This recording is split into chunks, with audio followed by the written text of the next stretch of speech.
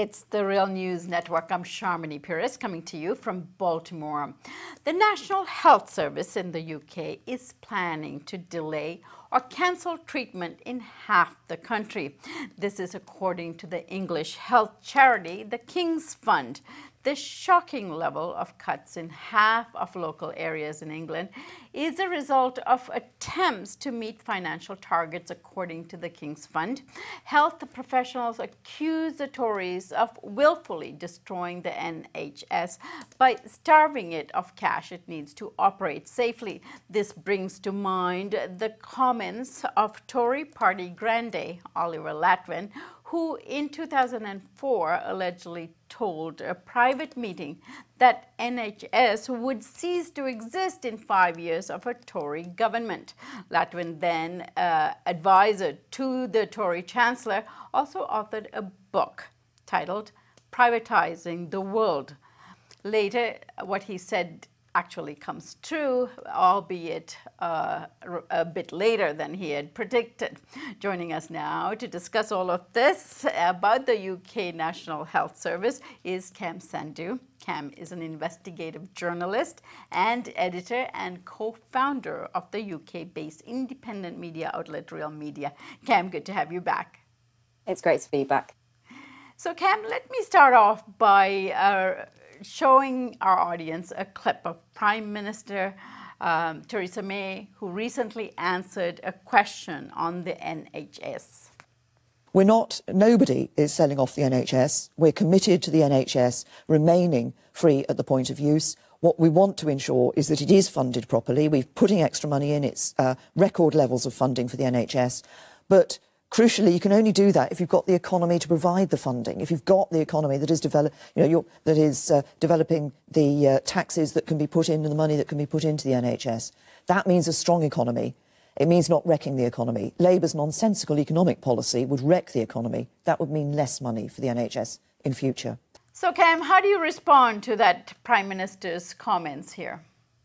There's no kind of two ways about it, I'm afraid. It is an absolute lie that the NHS is not being sold off.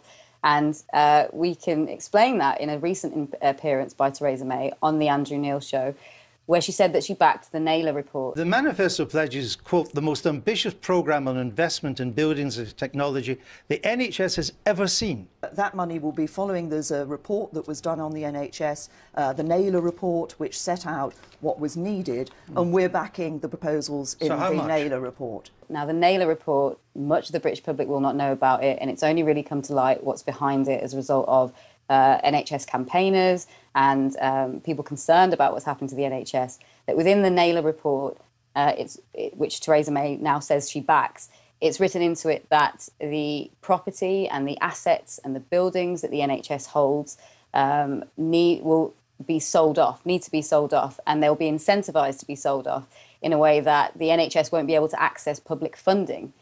The Naylor review, published earlier this year, gives cash-strapped hospitals only one option to be able to buy vital equipment such as MRI scanners through the fire sale of their land and hospitals. To encourage them to do this as quickly as possible, for every £1 they raise by flogging off assets, the Treasury will give them an extra £2 to spend. We've been told time after time by Theresa May that the NHS is not for sale. However, her support for the Naylor review means this simply cannot be true. And as you said, the NHS is in desperate need of that funding. Campaigners say about £20 billion has been removed since the Conservatives came to power in 2010. So they're using all these incentives to get the NHS to open up its assets, which moves us much, much closer to privatisation and shows the lie, really, of what Theresa May said in a different interview in not so far apart. Right. And how is the British media dealing with this? I mean, NHS, if it's like Canada, it's close to people's hearts. And you would think that the media would really be going after any issue related to the NHS with certain rigor, given that it concerns the entire country. In this particular case of our discussion, half the country is going to suffer from it. Well, that's an interesting question, and you're absolutely right in terms of the fact that the NHS is very close to people's hearts. There is massive public opposition to things like privatization, to the idea of charging, but these changes have taken place outside of the public view, and these are huge transformations that are happening under the guises of really boring names, stuff like STPs, really vague and kind of obtuse ways of bringing in these changes. And there has been mass transformation, and unfortunately the media has failed to kind of challenge what's happening. I mean, it's quite surprising that only 3 years ago the NHS was regarded as the best healthcare system in the world by an international panel of experts. Bottom in that same league was the American system, largely because it spent a lot on healthcare and got some of the worst outcomes. And despite those facts, we are very much moving towards an American-style system. Campaigners I've spoken to say that there is no doubt that we are moving towards that kind of system. To give you a kind of example of some of these transformations that have taken place, Simon Stevens, who was appointed head of NHS England in 2014, has been one of the figures who's really drove through some of these changes in his 5-year forward plan. That 5-year forward plan separates England into 44 footprints or regions. And it's good to note here that this is happening only in England. This is not happening in Scotland. This is not happening in Wales. And perhaps that gives light to the idea that this is very concentrated, and that perhaps it's strange that they're making it seem so necessary that it has to happen when we have 2 functioning public services continuing in the countries next to us. These regions, these 44 regions, then are given budgets that they now need to manage, which is something that they've never done before. And the campaigners I spoke to said that it's a way of fragmenting the service. So the pressures that are being piled on in different ways in different areas, it's much more difficult for these regions to understand what's happening between them. And one expert that I spoke to said that while the media does talk about funding, and that does come up from time to time, the NHS does appear in the news for a bit and then disappears. They're not talking about privatization. They're not talking about the presence of US companies. They're not talking about the pressures that health workers are under suppressed wages. We have stories of nurses going to food banks, and it's estimated that by the end of the decade they will have experienced a 12% pay cut. So the ways that these pressures are manifesting on our NHS is not being communicated. But Oliver Letwin, as you said in your opening there, he did write a book called Privatising the World. He did advise the government as a health advisor, and he said in that book, in order to privatise a service, you need to artificially distress it in order to make the need for private companies to come in, which is something that we've seen happen. And as a result of that, we're seeing some services being cut. We're seeing people turned away from privately run services now because they say they've reached their quota. And this is now changing the tradition of 65 years of a universal healthcare system in the UK. So that 50% cancellation we were talking about, or I mentioned earlier, it might be a part of this strategy of stressing the system. 100%. I mean, what are these budgets? Where are these targets come from? Who set them? And we're coupling this with the pressures that are already put on the NHS. So if you imagine a hospital budget, they also have these PFI loans, which are very, very toxic loans, taken out mostly under the Blair government, but a little bit before in the major government before that. The Conservatives now have signed up to the same deals. It means that people have estimated we'll be paying back £300 billion for £56 billion worth of assets over 30 years. Now those loan payments have to come out of hospital budgets. At the same time, those hospital budgets are being cut. So the money that these hospitals are trying to operate with is depleting. And I do want to raise that we have the second lowest expenditure on healthcare in the G7. So this idea that we are unable to afford this system when it already is one of the lowest spend is really a myth. And the man came in charge of the NHS, Simon Stevens, who's ahead of it. You seem to know a lot about him. Give us some context here as to who he is and what it means in terms of the NHS. He's a really interesting figure, and I've been really surprised at how many questions have not been raised about Simon Stevens.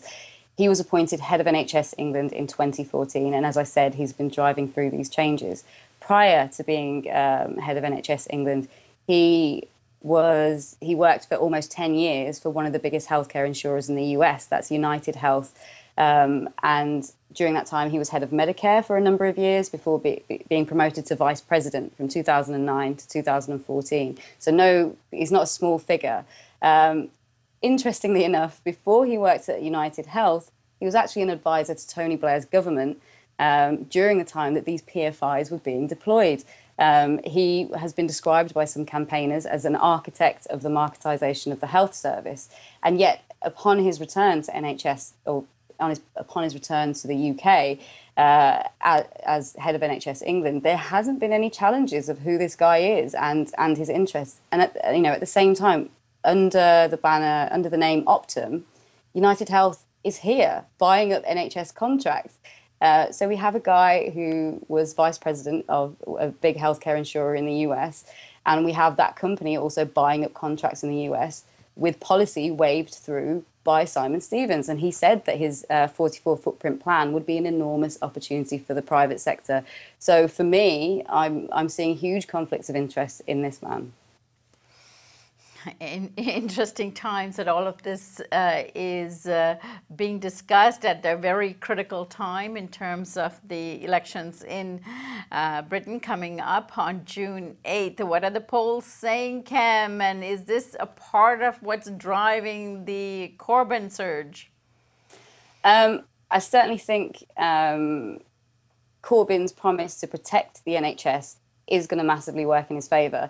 To give you one fact, in 2015, Election Unspun did some research into the media coverage of certain subjects. They found that the Conservatives were trusted more on the economy and that Labour was trusted more on the NHS. And yet in the final few weeks before that election, the NHS was taken off the top 5 subjects that were being discussed. So the NHS has always been something that people believe Labour will protect. So I think that will work in their favour. But I'm not sure if it's being communicated really what's at stake here. The kind of changes to our living standards and the way that we operate and the changes to our society if we lose the NHS. So I think it's going to be tough to articulate that with now only a week left, but many campaigners are doing what they can. I certainly think this report will be another blow to what's turning out to be a bit of a tirade of failure on Theresa May's part. I'm sure people would like to ask her more questions, but she doesn't seem to be willing to turn up to debates. All right, Cam, I thank you so much for joining us, and we look forward to your report next week, right the day after June 8th, and we'll know who the winner of this general election is. I'm looking forward to speaking to you again then. And thank you for joining us here on the Real News Network.